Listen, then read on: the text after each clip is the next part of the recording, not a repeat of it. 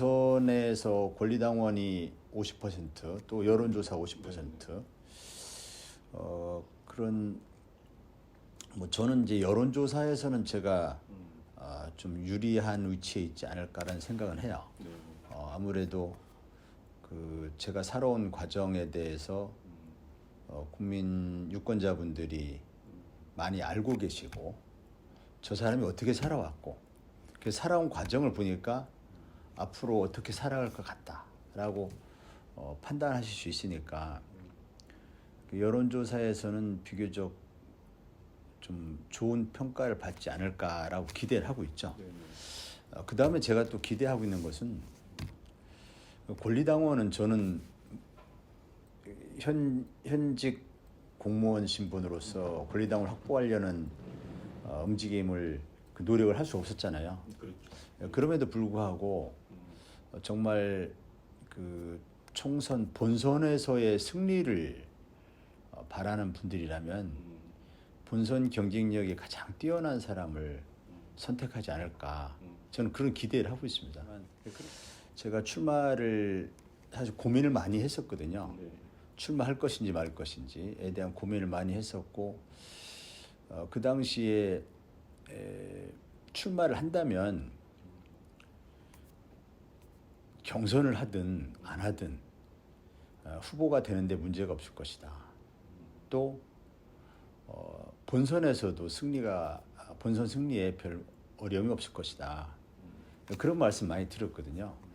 결국 제가 선거에 출마할 것인가 말 것인가에 대한 그 문제만 남은 것이죠. 저는 그 고민을 제일 많이 했습니다. 어떻게 하면 경선을 통과할 것인가, 어떻게 하면 본선에서 이길 것인가 보다는 제가 정치 참여를 선택하는 것이 옳은 선택인지 그 판단 때문에 고민을 제일 많이 했고요. 인지도가 저한테 가장 강점이었는데 그 인지도가 더 높아졌죠. 더 높아져서 그래서 그 제가 뭐 볼일 보러 서울을 가든 어느 다른 지방을 가든 대전을 가든 지하철을 타든 시장을 가든 식당을 가든 알아보시는 분들이 많죠. 대부분 사람들이 알아보시더라고요. 네. 알아보시고 그 중에는 물론 저를 싫어하는 분도 계실 거예요. 그러나 싫어하시는 분들은 저한테 말씀을 안 걸으시고 저를 지지해 주시는 분들은 말씀을 걸더라고요. 응원한다, 뭐 힘내라 이렇게 지지하고 응원해 주신 말씀 하시거든요. 인지도가 높아진 그 장점은 있지만 한 3달 동안 지속적으로 그 검찰발 뉴스가 나왔어요. 검찰발 뉴스 때문에 그 부정적인 인식도 많이 높아졌죠. 뭔가 문제가 있는 거 아닌가. 이제 구체적으로는 잘 모르지만 막연하게 뭔가 문제가 있는 것 아닌가. 계속 검찰발 뉴스로 무슨 뭐 부정한 일을 저지른 듯 이렇게 보도가 계속됐기 때문에 뭐 공직자로서 사표 수리가 되니 안 되니 이런 것이 계속 거론되다 보니까 제 주변 분들은 물론이고 또 대전에 있는 분들도 출마가 되고 당선이 되고 선거운동이 되고 하는데 문제가 있는 건지 없는 건지를 잘 모르세요. 아직도. 즉 선거 출마와 선거운동과 당선과 여기에 법적으로 아무런 문제가 없는 것이거든요. 아무런 문제가 없는데 다만 제가 선거운동을 활발하게 할 수가 없는 다른 후보자들처럼 선거운동을 할 수 없는 손해를 감수해야 되는 것이죠. 제약 요인이 생긴 것이죠. 그건 제가 감수하면 됩니다. 그러나 법적으로는 문제가 없는 겁니다.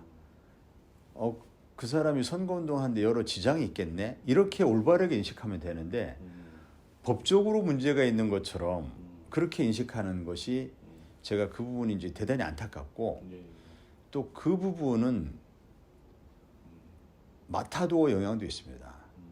즉 어느 분인지는 모르지만 제가 중구의 주민들 만나면 그 출마가 안 된다고 얘기 들었어요. 이렇게 말씀하시는 분들이 있어요. 검찰 개혁이나 경찰 개혁은 제가 정치를 하는 유일한 목표가 될 수가 없죠. 정치는 국민들이 비록 그 여전히 혐오하고 또 굉장히 이제 비판하고 저도 개인적으로 정치에 별 참여하고 싶지 않고 그럼에도 불구하고 누군가는 반드시 담당해야 될 가장 공적인 영역이고 결국 우리 삶을 바꾸는 것은 어쩔 수 없이 정치란 말이죠. 우선 국회의원은 그 지역을 대표합니다. 따라서 지역 발전을 국가의 발전으로 귀결될 수 있도록 하는 지역 발전 활동을 해야 돼요. 제가 대전 중구에서 출마했으면 대전 중구의 지역 발전을 위해서 제가 어떤 실현 가능한 어떤 공약을 제시하고 그를 통해서 국민들에게 심판을 받고 또 실제로 그 공약을 약속대로 이행을 하고 이게 지역을 대표하는 국회의원의 모습이죠.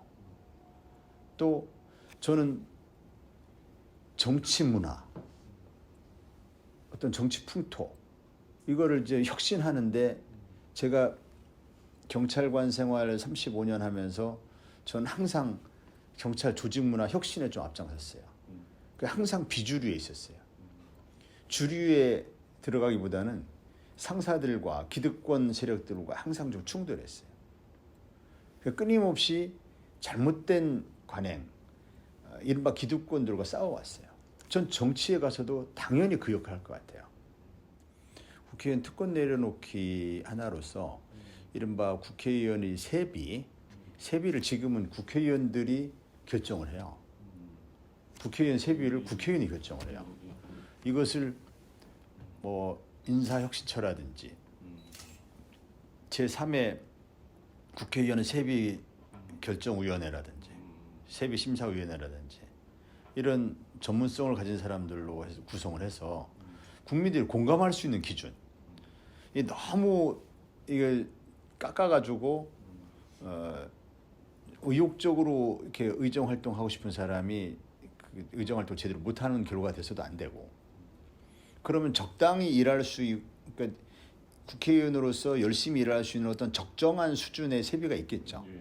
나름대로 어떤 그 판단 근거 기준을 가지고 이제 결정할 수 있는 그런 외부 결정위원회가 있었으면 좋겠다. 저는 아까 말씀드렸지만 국회의원의 그 기본적인 역할 중에 지역 발전이라는 것은 굉장히 중요한 역할이거든요. 지역 발전에만 매몰되어 있으면 그것도 곤란하지만 그러나 뭐 국가적인 과제에만 매몰되어 있다면 지역의 유권자들은 우리 지역 대표를 뽑은 의미가 없잖아요. 그래서 당연히 지역 발전과 또 국가적인 과제 이것을 동시에 다 그 과제를 담당해야 한다라고 생각하고 있고 뭐 국가적인 과제는 계속 말씀드렸지만 경찰개혁, 검찰개혁, 정치 혁신 이런 것들이고요. 그건 더 말씀 안 드려도 되겠고 지역 발전은 제가 얼마나 잘할 수 있을지 지금 자신 있게는 말씀 못 드릴 것 같아요. 왜냐하면 제가 지역 발전을 위해서 그 행정적인 일을 해보지 않았거든요. 제가 이제 좀 장점이라면 초등학교, 중학교, 고등학교를 중구에서 다녔기 때문에 중구의 지역 사정에 박습니다. 또 중구의 그 초등학교, 중학교, 고등학교 동창들이 많고 해서 그런 그 지역 발전에 대한 여러 얘기를 제가 다 항상 듣고 있어요. 그래서 중구의 지역 사정과 중구민들이 무엇을 원하는지에 대해서 많이 듣고 있다. 많이 알고 있는 것이죠.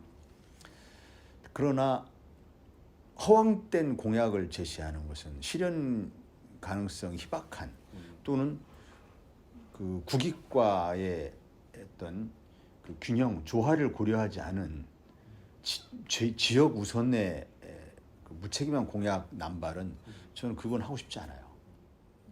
제가 선거에 못 나오느니 무슨 문제가 있느니 이런 얘기를 퍼뜨리는 방식의 선거운동은 사라져야 한다고 생각합니다. 혹시 그런 얘기 들으시면 그런 것은 사라져야 할 구태정치고 맡아도 흑색선전이니까 그런 데 현혹되시지 말고 누가 중구 지역 발전을 위해서 또 국가 발전을 위해서 좋은 역할을 해주실 분인지 그 부분을 보고 현명한 판단을 해주시라 저는 그렇게 기대하고 있습니다.